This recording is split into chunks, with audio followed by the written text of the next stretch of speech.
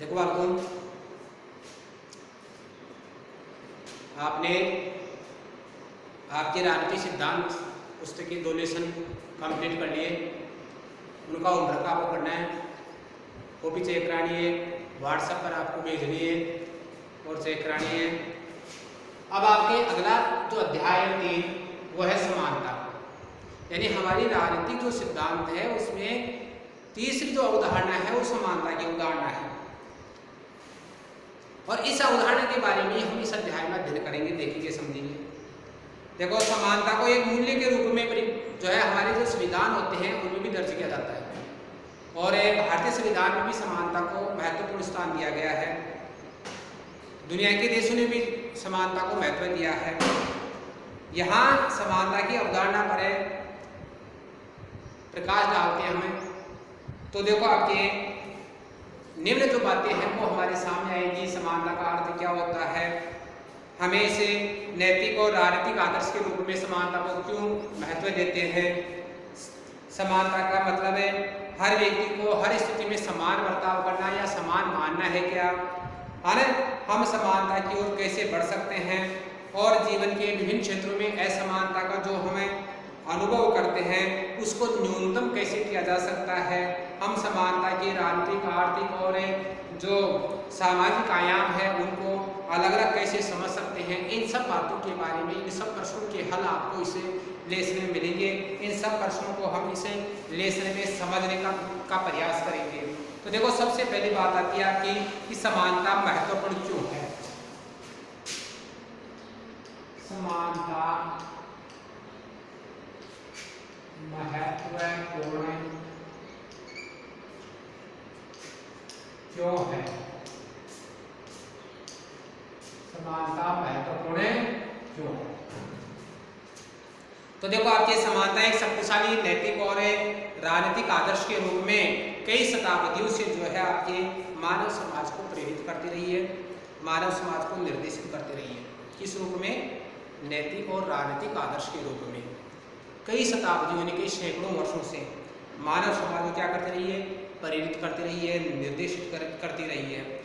किसी कार्य को करने या समाज में व्यवहार को निर्धारित करने का निर्देश समानता ने मानव समाज को दिया है।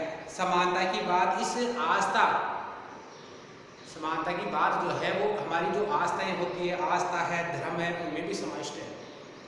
प्रत्येक धर्म, प्रत्येक आस्था समानता पर बल देता है, समानता पर बल देता है और वो समानता के महत्व का पोषण करता है।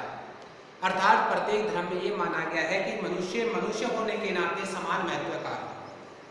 प्रत्येक व्यक्ति, प्रत्येक मनुष्य मनुष्य होने के नाते क्या है? समान महत्व का है। ये समानता की धारणा है, ये समानता का निर्देश है। और यही बात सभी धर्मों में कही गई है, सभी विश्वासों में कही गई है और सभी कालों में कही गई है। समानता की अवधारणा की बात करें तो समानता की अवधारणा एक राजनीतिक आदर्श के रूप में, एक राजनीतिक आदर्श के रूप में उन विशिष्टताओं पर जोर देती है। कौन सी विशिष्टताओं पर है? उन विशिष्टताओं पर जोर देती है जिसमें तमाम सभी मनुष्य लिंग, जाति, धर्म, राष्ट्रीयता आदि के फर्क के आधार पर साझेदार है। इन सब बातों में अंतर के बावजूद भी क्या है? साझेदार है, समान है, समान महत्व के है। समानता का जो दावा है वो दावा आपके समान मानवता के कारण सभी मनुष्य समान महत्व और सम्मान पाने योग्य है, यही है। यानी समानता क्या दावा करती है?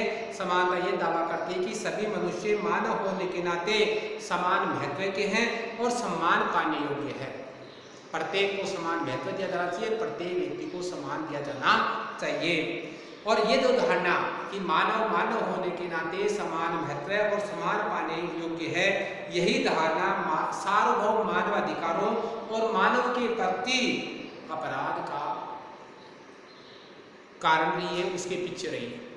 यानी जो आज मानव के जो मानवाधिकारों की, सार्वभौम मानवाधिकारों की बात कही जाती है या मानव के प्रति अपराध की बात कही जाती है, ये सब बातें इसी धारणा से निर्मित हुई है। इसी धारणा के कारण हमारे सामने आई है कि मनुष्य मनुष्य होने के नाते समान महत्व और सम्मान पाने योग्य है।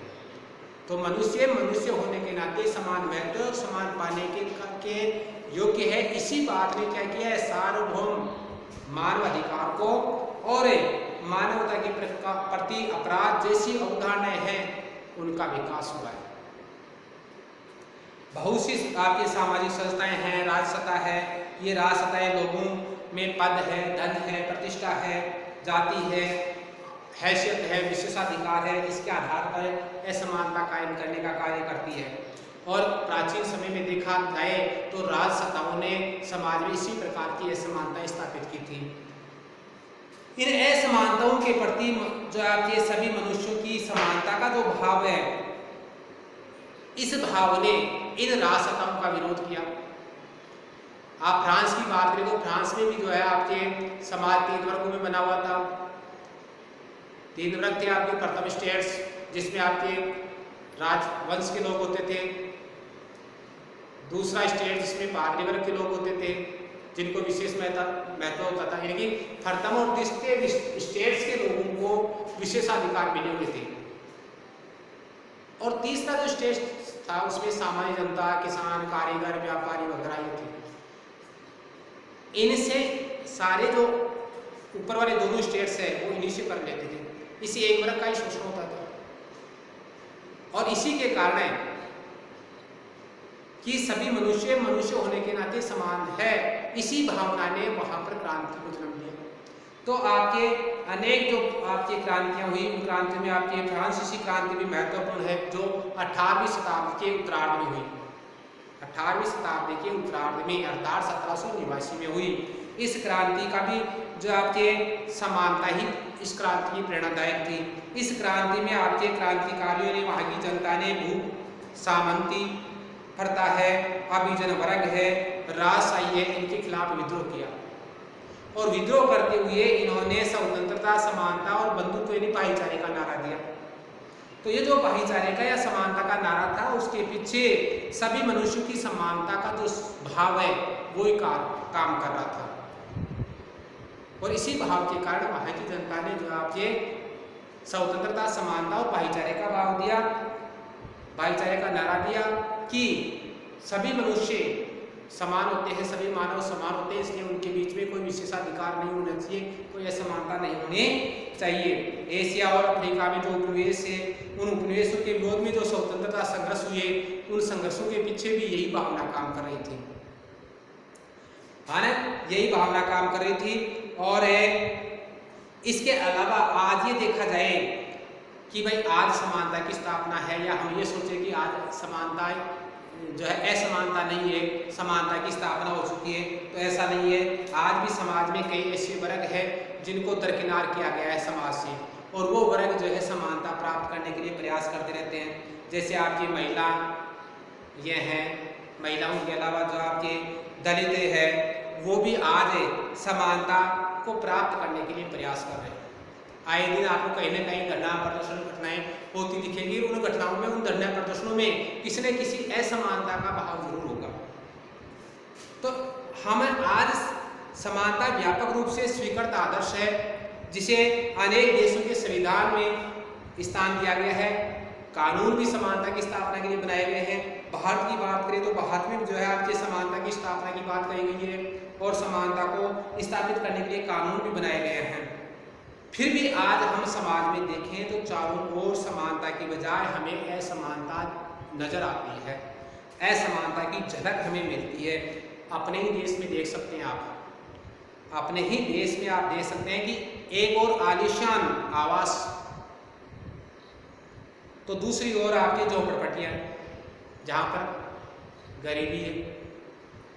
एक और आप देखें तो विश्व स्तरीय सुविधाओं से संपन्न वातानुकूलित विद्यालय, दूसरी ओर ऐसे विद्यालय भी है जहां पर वातानुकूलित कक्षों के साथ साथ पेयजल है या शौचालय है, इन सब की कमी है, इन सब की कमी है।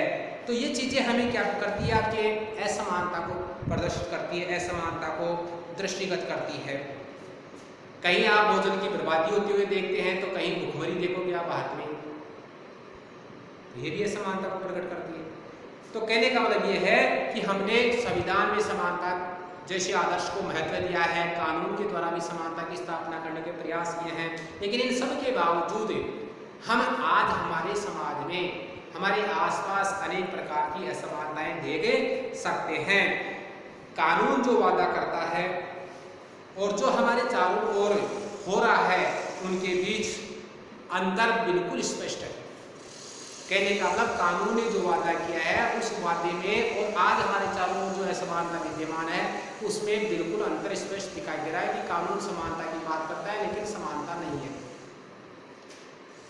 आपको विश्व और हमारे देश के बारे में चर्चा करके मैं आपको बताऊं तो विश्व और हमारे देश के बारे में देखें तो यहाँ पर भी असमानता को दर्शाने वाली बहुत सारी बातें हैं। इनमें से आपको कुछ आंकड़े बताता हूँ आपके कि यहाँ पर देखो दुनिया के 50 अमीर आदमियों की आय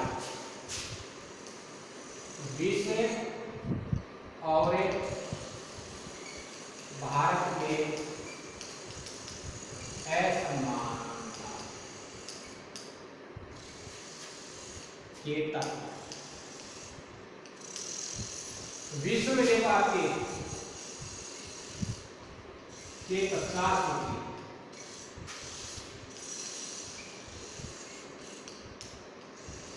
की आय का योग दुनिया के 40 करोड़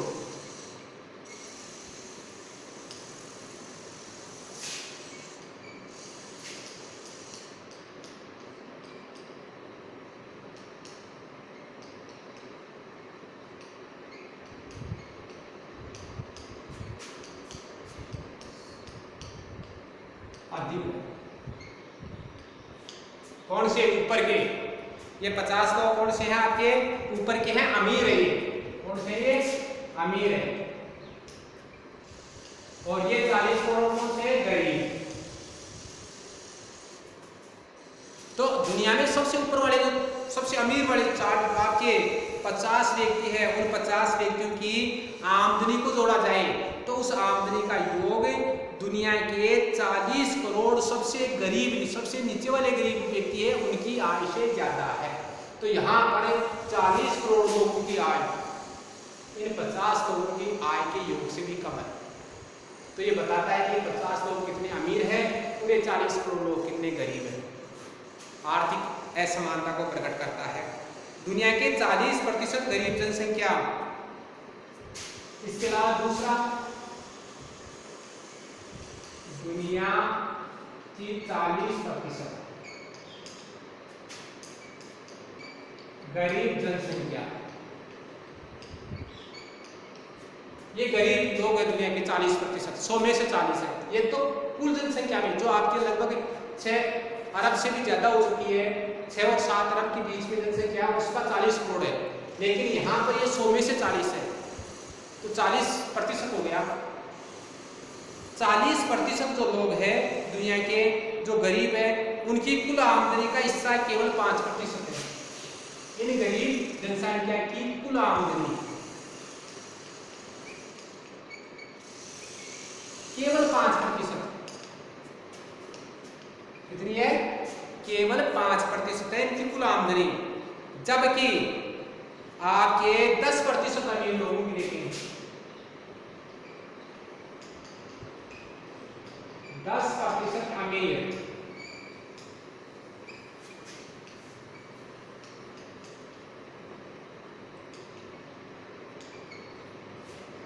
अमीर लोगों की आमदनी 54% है। दुनिया के 10% लोग ही है, दुनिया के इन 10% लोग 100 में से 10 लोग ही हैं जो आपके 54% आमदनी अर्जित करते हैं, और ये 40% लोग जो आपकी केवल 5% आमदनी ही अर्जित कर पाते हैं। इतना बड़ा अंतर है। ये तो कितने गरीब है, ये कितने अमीर है। तो ये भी आर्थिक अंतर आपके सामने। अगर ऊर्जा के क्षेत्र की बात करें अपन,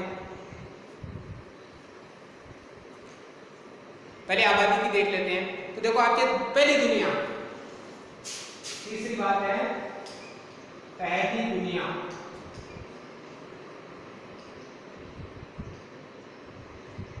में आपके 25% लोग रहते हैं। कितने लोग रहते हैं? पहली दुनिया में विश्व के 25% लोग रहते हैं, है ना। लेकिन ये जो है आपके 86% उद्योग, है ना। लेकिन 86% उद्योग इन देशों में है।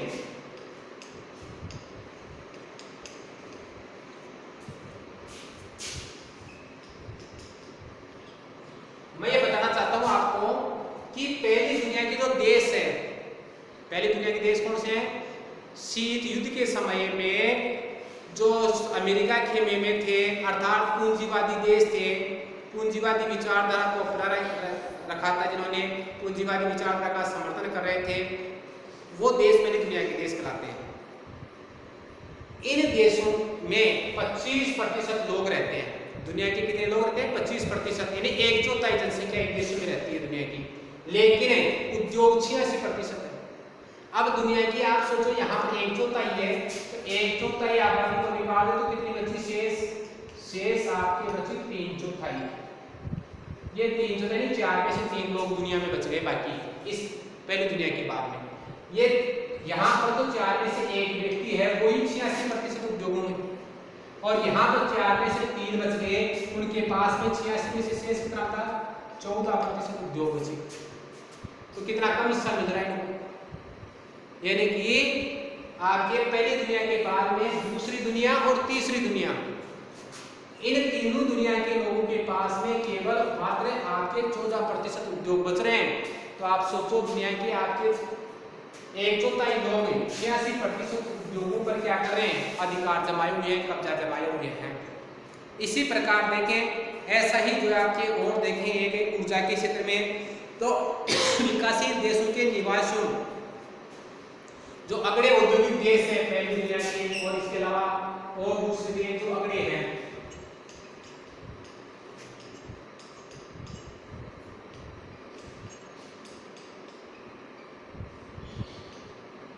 अगले औद्योगिक देश है विकसित देश, उन देशों के लोग, विकासशील देशों के लोग, विकासशील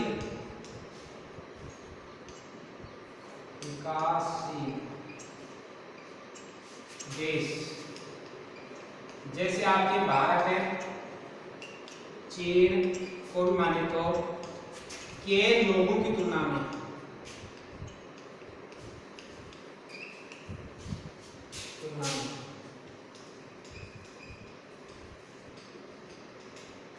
में क्या करते हैं? आपके 3 गुना अधिक जल का उपयोग करते हैं। तुलना में 3 गुना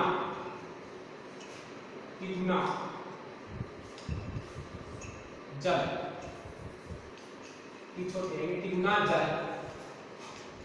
तिगुना तो क्या उपयोग करते हैं? जल उपयोग करते हैं। यानी कि आप 1 लीटर जल का उपयोग करते हैं, तो इन विकसित देशों के जो व्यक्ति है, वो व्यक्ति प्रत्येक व्यक्ति 1 लीटर जल उपयोग कर रहे हैं, तो वहां पर प्रत्येक व्यक्ति 3 लीटर जल का उपयोग कर रहा है।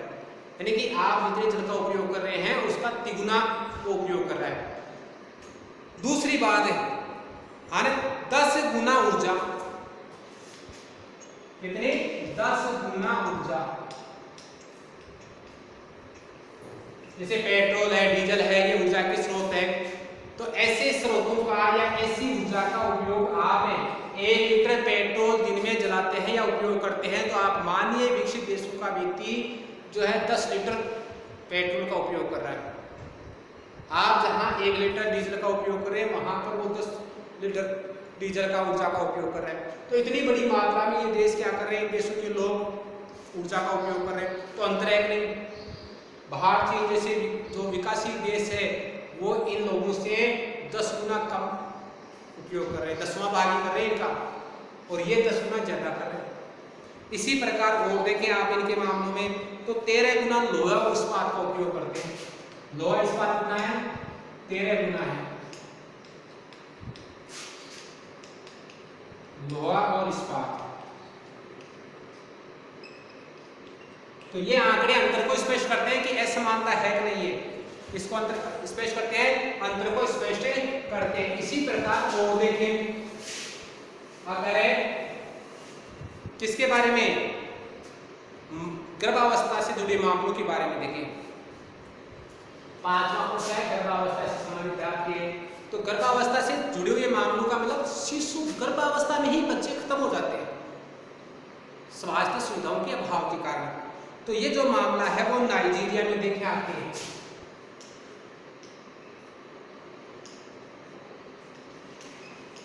नाइजीरिया में 18 में से एक है, यानी कि 18 गर्भावस्था में शिशु है, उनमें से एक शिशु क्या हो जाता है, खत्म हो जाता है, गर्भावस्था में खत्म हो जाता है। और अगर हम इसी बात को कनाडा में देखें, कनाडा उत्तरी अमेरिका का देश है, विकसित देश है, यहां पर आपके कितने मिलेंगे, 8,700 में से 8,700 में से एक मिलेगा। अब बताओ, यहाँ पर स्वास्थ्य सुविधाएं अच्छी ही खासी है, इसलिए 8,700 जो आपके गर्भावस्था में शिशु है उनमें से एक शिशु की मृत्यु होती है या हानि होती है। इधर जो है आपके नाइजीरिया में स्वास्थ्य सेवाओं के अभाव के कारण 18 में से ही एक ही, ये अंतर स्पष्ट रूप से प्रकट हो रहा है स्वास्थ्य सेवाओं के संबंध में। इसी प्रकार अगर हमें प्रदूषण के मामले में देखें तो जमीन के अंदर से निकलने वाले जो आपके ईंधन है, पेट्रोल, डीजल, कोयला, इनके जलने से दुनिया भर के देशों में जो आपके कार्बन डाइऑक्साइड फैलती है, निकलती है। इसे कार्बन डाइऑक्साइड का अधिकतर हिस्सा जो है आपके किसके द्वारा, पहली दुनिया के देशों द्वारा किया जाता है, यानी कि जो कार्बन डाइऑक्साइड के द्वारा प्रदूषण होता है, यानी कि ऊर्जा को जलाने से, ईंधन को जलाने से, ईंधन या ऊर्जा के साधन है, ऊर्जा के स्रोत जो है आपके, इनका उपयोग करने से कौन सी गैस निकलती है, कार्बन डाइऑक्साइड गैस निकलती है। और ये कार्बन डाइऑक्साइड गैस जो है आपके विकसित देश ये कितनी छोड़ते हैं आपके, 2/3,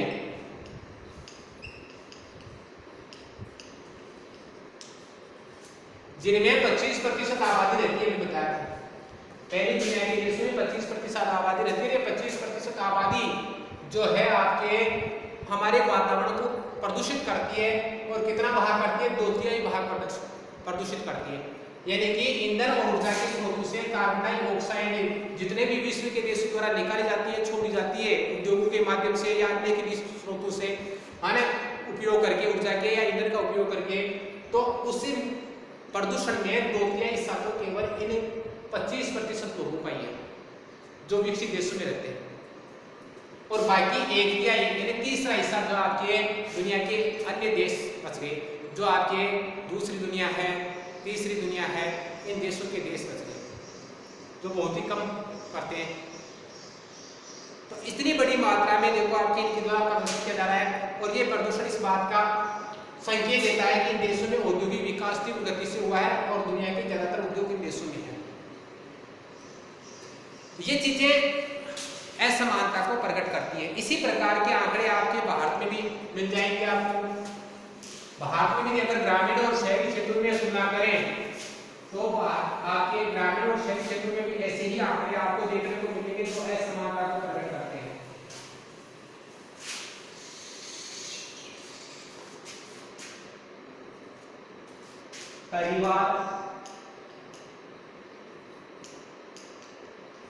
परिवार की जो सुविधाएं हैं आपके, परिवार की सुविधाएं आपके पास, और ये ग्रामीण आपका, ये शहरी। अब आप अंतर देखना, यहां पर देखो आपके बिजली के कनेक्शन,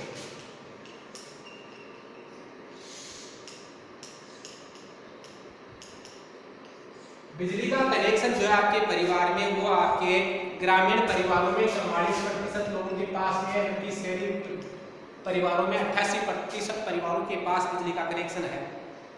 मकान में सरकारी जो नल होता है पानी का, उसके कनेक्शन की बात करें तो यहाँ पर 10% है, यहाँ पर 58% है।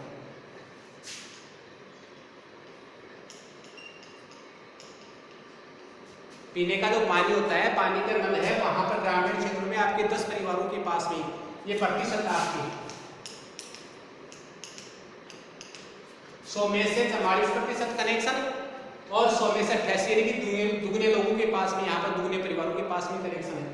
यहाँ पर सरकारी नल केवल ग्रामीण क्षेत्रों के 10 परिवारों को पानी मिल रहा है सरकारी नल से, यहाँ पर 58% परिवारों को जो है सरकारी नल से पानी मिल रहा है, ये अंतर है।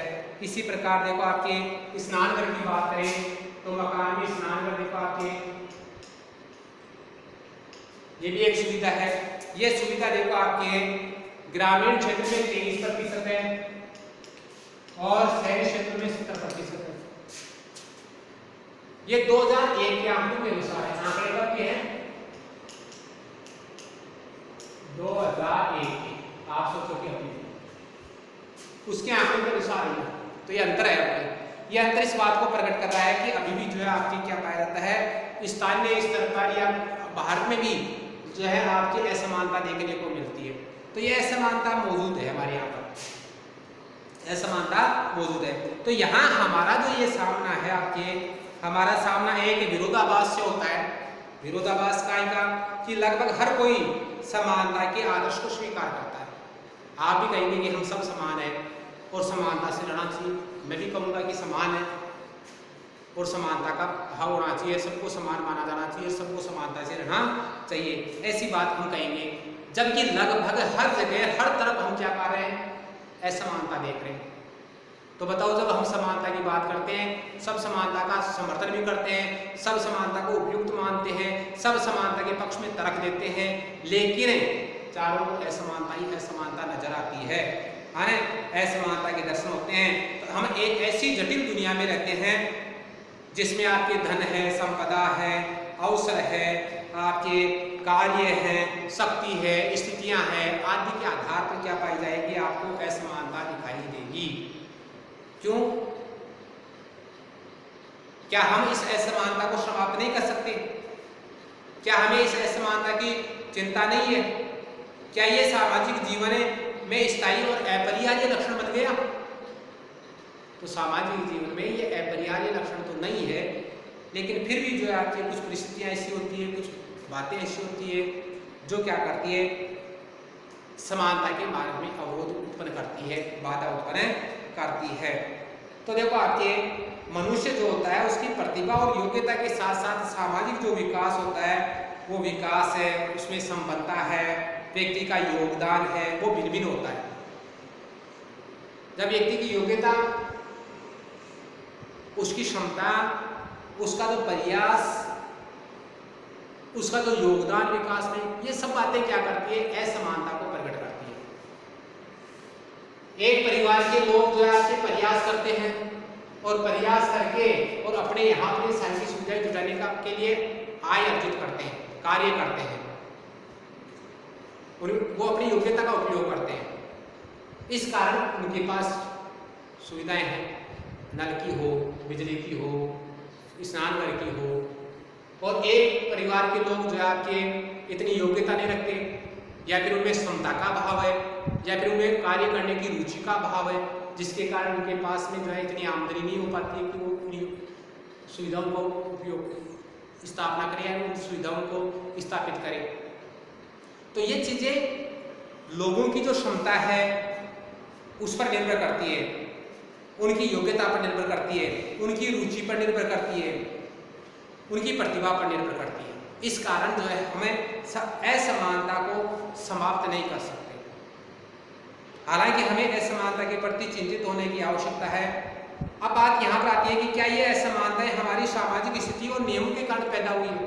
तो देखो, कई असमानताएं ऐसी भी होती है जो हमारी सामाजिक स्थिति के कारण पैदा होती है, कई असमानताएं हमारे कानूनों के कारण या नियमों के कारण पैदा होती है, तो कई असमानताएं ऐसी है जो हमारी योग्यता है, हमारी रुचि है, हमारी क्षमता है, उसके कारण भी पैदा होती है। तो ये अलग अलग स्तरों के आधार पर जो है असमानताएं उत्पन्न होती है। तो ये ऐसे प्रश्न है कुछ जो अभी मैंने बताए कि क्या सामाजिक जीवन में स्थायी और अपरिहार्य लक्षण है जो मनुष्य की प्रतिभा और योग्यता के साथ साथ सामाजिक विकास और संपन्नता में उसके योगदान के अंतर को प्रतिबिंबित करता है। क्या जो है आपकी असमानताएं हमारी सामाजिक स्थिति और नियमों के कारण पैदा होती है? क्या असमानताओं के प्रति हमें चिंतित नहीं होना चाहिए? ये ऐसे प्रश्न प्रश्न है जिन्हें दुनिया भर के जो लोग हैं उन लोगों को वर्षों से क्या किया है, परेशान किया है। ये प्रश्न बार बार दुनिया के जो राजनीतिक विचारक है, जो इन चीजों पर चिंतन करने वाले लोग हैं, उनको परेशान कर रहे हैं। और ये लोग उन प्रश्नों से अरूप होते हैं, उनका समाधान खोजने का प्रयास करते हैं। इस तरह देखो हमारे जो सवाल है, सवाल समानता को सामाजिक और राजनीतिक सिद्धांत के केंद्रीय विषय का महत्व बना देते हैं। ये सारे सवाल क्या करते हैं, हमारी जो समानता का जो बिंदु है, समानता की विचारधारा है, उसको हमारी राजनीति विज्ञान का एक केंद्रीय विषय बना देते हैं। आप राजनीति विज्ञान के विचार जो है आपके विद्यार्थी है और राजनीति विज्ञान के जो छात्र है, उन छात्रों को ऐसे ही सवालों से की एक श्रृंखला का सामना करना पड़ता है, ऐसे ही सवालों से जूझना पड़ता है। इसी संबंध में आपके एक सवाल है कि समानता का क्या निहितार्थ है, यानी समानता में क्या अर्थ निहित है ना, जबकि हमें बहुत से मायनों में बड़े रूप से स्पष्ट रूप से असमान होते हैं। रंग के आधार पर है, भाषा के आधार पर है, आय के आधार पर है, रुतबे के आधार पर है, अलग अलग प्रकार के आधार पर जो है हमारे अंदर स्पष्ट रूप से अंतर दिखाई देता है। प्रकृति ने भी हमारे को अलग अलग बनाया है, लेकिन फिर जो है आपके समानता में क्या निहितार्थ है। तो ये चीजें हैं आपकी, ये प्रश्न है आपकी, हमें समानता के आदर्श के माध्यम से क्या पाना चाहते हैं? क्या हम आय और रुतबे के सभी अंतरों को मिटाने का प्रयास कर रहे हैं या कर सकते हैं? तो दूसरे शब्दों में हमें किस तरह की और किस प्रकार की समानता चाहते हैं? हाँ, समानता की अवधारणा के बारे में कुछ इसी प्रकार के और भी बहुत सारे प्रश्न उठाए जाते हैं या जा सकते हैं। हम ये उन पर भी विचार करेंगे, समानता को बढ़ावा देने के लिए क्या क्या प्रयास किए जाने चाहिए, क्या सभी लोगों को जो है हमें सभी लोगों के साथ क्या हमें एक सा बर्ताव करना चाहिए, क्या एक सा व्यवहार करना चाहिए। तो ऐसे बहुत से प्रश्न हैं जिन पर जो है हम समानता के बारे में क्या करेंगे, चर्चा करेंगे। तो ये समानता का जो हमारा सिद्धांत है, विचार है, ये विचार राजनीति विज्ञान का एक बहुत ही महत्वपूर्ण जो है आपके बिंदु है।